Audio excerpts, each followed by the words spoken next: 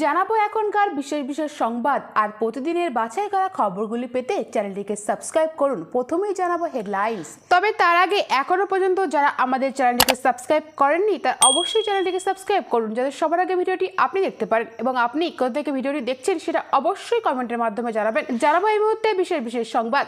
ফের পরীক্ষা নয়, জুলাই মাসে নেটের কাউন্সেলিং শুরু করতে চায় কেন্দ্র, শীর্ষ আদালতের হলফনামা পেশ। সিবিআই এর অপব্যবহার, সুপ্রিম কোর্টের পর্যবেক্ষণে জয় দেখছেন তৃণমূল, আগে রায় হোক বলছে বিজেপি।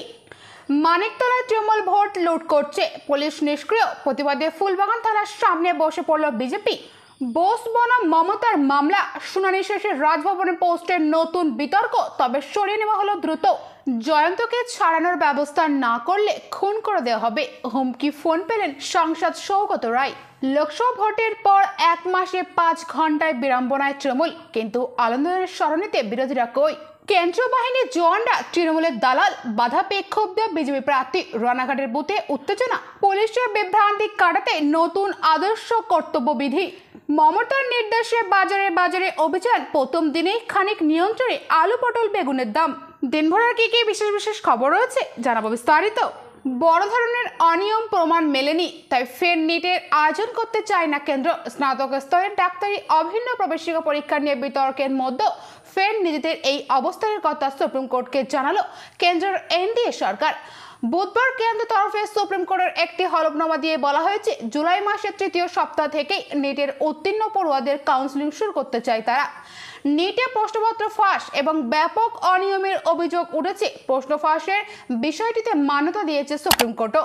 পরীক্ষা বাতিলের দাবিতে শীর্ষ আদালতে একাধিক মামলা হয়, সেগুলি একত্র করে সোমবার শুনানি হয় প্রধান বিচারপতি DY চন্দ্রচূড়ের বেঞ্চে। প্রধান বিচারপতির বেঞ্চ সোমবার পরীক্ষা বাতিলের নির্দেশ না দিলেও দুর্নীতি এবং অনিয়মের ব্যাপ্তি বুঝতে রিপোর্ট তলব করে কেন্দ্র এবং পরীক্ষার আয়োজক সংস্থা ন্যাশনাল টেস্টিং এজেন্সি NTA এর কাছে তদন্তকারী সংস্থা সিবিআই এর কাছে স্ট্যাটাস রিপোর্টও চাওয়া হয়। বৃহস্পতিবার মামলাটির ফের শুনানি উঠবে। তার আগে বুধবার আদালতে হলফনামা দিয়ে নিজেদের অবস্থান স্পষ্ট করল কেন্দ্র। কেন্দ্রের হলফনামা দাবি করা হয়েছে, নিটে কোথাও বৃহত্তর মাত্রায় অনিয়মের প্রমাণ পাওয়া যায়নি, কোথাও নির্দিষ্ট একটি অঞ্চলের পরীক্ষার্থীরা অন্যায্য সুবিধা পাননি বলেও দাবি করা হয়েছে ওই হলফনামায়। নিজেদের বক্তব্য সাপেক্ষে মাদ্রাজ ITI একটি রিপোর্ট তুলে ধরেছে কেন্দ্র। সেই রিপোর্টে একাধিক তথ্য বিশ্লেষণ করে দেখানো হয়েছে, নিটে বড় ধরনের কোনো অনিয়ম হয়নি, তাই কেন্দ্রের আরও একবার আদালতকে জানিয়েছে তারা 24 লক্ষ পরীক্ষার্থীর কথা মাথায় রেখে পুনরায় নিট চায় না, বরং জুলাইয়ের 3য় সপ্তাহ থেকে সফল পরীক্ষার্থীদের কাউন্সেলিং প্রক্রিয়া শুরু করতে চায়। NTA তাদের হলফনামায় জানিয়েছে, নিটের 67 জন পড়ুয়ার পুরো নম্বর পেয়ে শীর্ষস্থান দখল করার নেপথ্যে যথেষ্ট যুক্তি এবং কারণ আছে। এই 67 জনের মধ্যে হরিয়ানার একটি শিক্ষাকেন্দ্রে 6 জন পরীক্ষার্থী আছেন। NTA দাবি, প্রশ্নপত্র দেরিতে দেওয়ার কারণে ওই 6 জন গ্রেস বা অতিরিক্ত নম্বর দেওয়া হয়েছিল, কিন্তু বাড়তি নম্বর পাওয়া পড়ুয়াদের নিয়ে পুনরায় পরীক্ষার আয়োজনের পর দেখা যায় 67 জন নয় 61 জন পরীক্ষার্থী শীর্ষস্থান দখল করেছেন। NTA বুধবার সুপ্রিম কোর্টকে আরও জানিয়েছে, 5ই মে পরীক্ষার প্রথমে 17 জন পরীক্ষার্থী সর্বোচ্চ নম্বর 720 পেয়ে সর্বোচ্চ স্থান অর্জন করেছিলেন। পদার্থবিদ্যার একটি প্রশ্ন নিয়ে বিভ্রান্তি থাকায় কয়েকজন পড়ুয়ার উত্তরপত্র পূর্ণ মূল্যায়নের আর্জি জানায়। বিশেষজ্ঞরা স্থির করেন, নির্দিষ্ট ওই প্রশ্নের ক্ষেত্রে প্রশ্নপত্রে দেওয়া 2টি বিকল্পকে সঠিক বলে ধরে নেওয়া হবে এবং নম্বর দেওয়া হবে। উত্তরপত্র পূর্ণ মূল্যায়নের পর আরও 44 জন পুরো নম্বর পান বলে জানিয়েছে NTA। মুখ্যমন্ত্রী মমতা বন্দ্যোপাধ্যায়ের বিরুদ্ধে রাজ্যপাল CV আনন্দ বোস করা মামলা ঘিরে নতুন বিতর্ক তৈরি হয়েছে। কলকাতা হাইকোর্টে ওই মামলার শুনানি ছিল বুধবার। বিচারপতি কৃষ্ণ রাও জানান, আগামী সোমবার 15 জুলাই মামলাটির শুনানি হবে। বুধবার এ বিষয়ে কোনো মন্তব্য করেনি আদালত, কিন্তু শুনানির পর এ বিষয়ে রাজভবন থেকে একটি পোস্ট করা হয় X হ্যান্ডেলে, তা নিয়ে বিতর্ক দানা বেঁধেছে।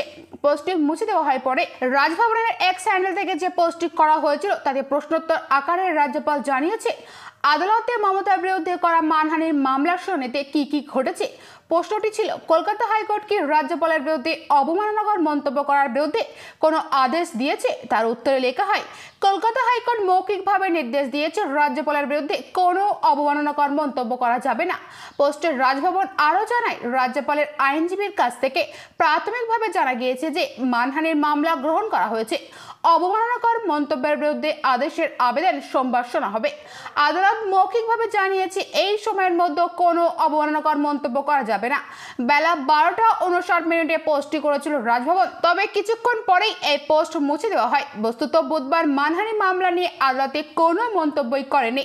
রাজ্যপালের বিরুদ্ধে যে অবমাননাকর মন্তব্যগুলি করা হয়েছে তা যেন আর না করা হয়, তার আইনজীবী আদালতে সেই আবেদন জানিয়েছিল, কিন্তু বিচারপতি জানান এই বিষয়ে বুধবার তিনি কোনো মন্তব্য করবেন না। পরবর্তী শুনানির দিন অর্থাৎ আগামী সোমবার বিষয়টি শোনা হবে। কিসের ভিত্তিতে রাজভবনের হ্যান্ডেল থেকে বুধবারের শুনানি সংক্রান্ত এই পোস্টটি করা হলো, কেনই বা তা সরিয়ে নেওয়া হলো তা নিয়ে ধোঁয়াশা রয়ে গিয়েছে। অনেকেই এই পোস্টের বিষয়বস্তু নিয়ে প্রশ্ন তুলেছেন। রাজভবনের পোস্টে বলা হয়েছিল 15 জুলাই পরবর্তী শুনানি, তার আগে এই সময়ের মধ্যে রাজ্যপালের বিরুদ্ধে কোনো অবমাননাকর মন্তব্য করা যাবে না বলে মৌখিকভাবে জানিয়েছে আদালত।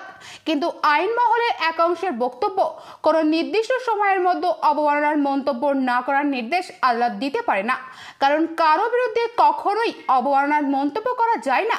মুখ্যমন্ত্রীর যে মন্তব্যের ভিত্তিতে এই মামলা তা আদৌ অবমাননাকর কিনা সেটাই মামলার বিচার্য বিষয়। কাঁচা আনাজের দর কমাতে মঙ্গলবার 10 দিনের সময়সীমা বেঁধে দিলেন মুখ্যমন্ত্রী মমতা বন্দ্যোপাধ্যায়।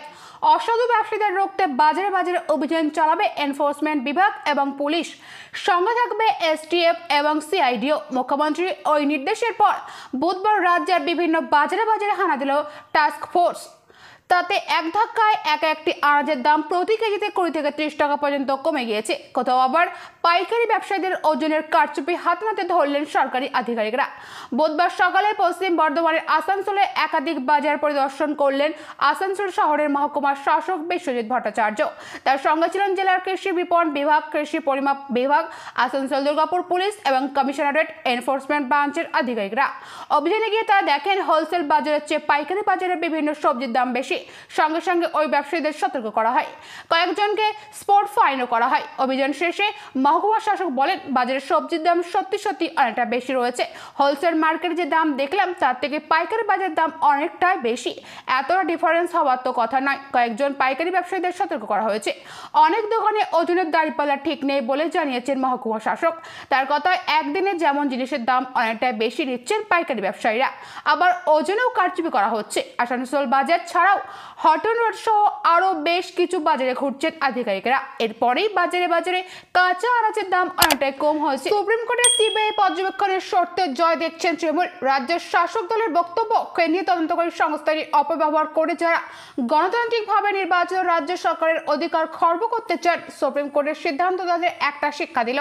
পাল্টা বিজেপির বক্তব্য, এটা কেবল পর্যবেক্ষণ, রায় নয়। কোর্ট এমন কিছু বলেননি যাতে তৃণমূলের আনন্দ পাওয়ার মতো কিছু আছে। পশ্চিমবঙ্গের সিবিআই তদন্তের ঢালা ও ছাড়পত্র বা জেনারেল কনসেন্ট প্রত্যাহার করার পরেও সিবিআই রাজ্যের অনুমতি ছাড়া একের পর এক মামলায় এফআইআর করতে শুরু করায় সুপ্রিম কোর্টের ক্যান্ডিডেটের বিরুদ্ধে মামলা করেছিল রাজ্য সরকার।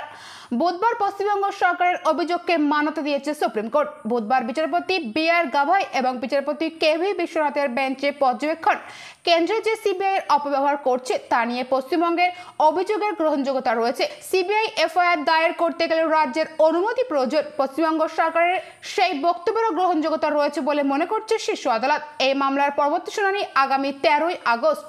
শীর্ষ আদালতের পর্যবেক্ষক প্রকাশ্যে আসার পরে তৃণমূল এক্স হ্যান্ডেল থেকে একটি পোস্ট করা হয়।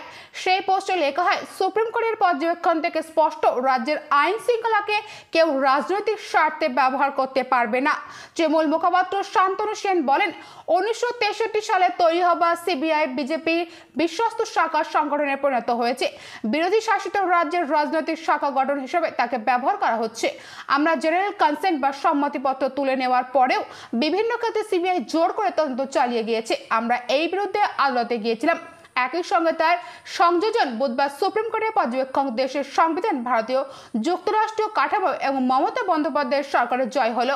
এই ছিল বিস্তারিত সংবাদ। পরবর্তী বিশেষ খবর পেতে চ্যানেলটিকে সাবস্ক্রাইব করুন এবং পাশে থাকা ঘন্টাটি বাজিয়ে দিন, যাতে সবার আগে ভিডিওটি আপনি দেখতে পারেন এবং আপনার গুরুত্বপূর্ণ মতামত নিচে কমেন্টের মধ্যে জানাতে পারেন। Thank you friends, thank you for watching.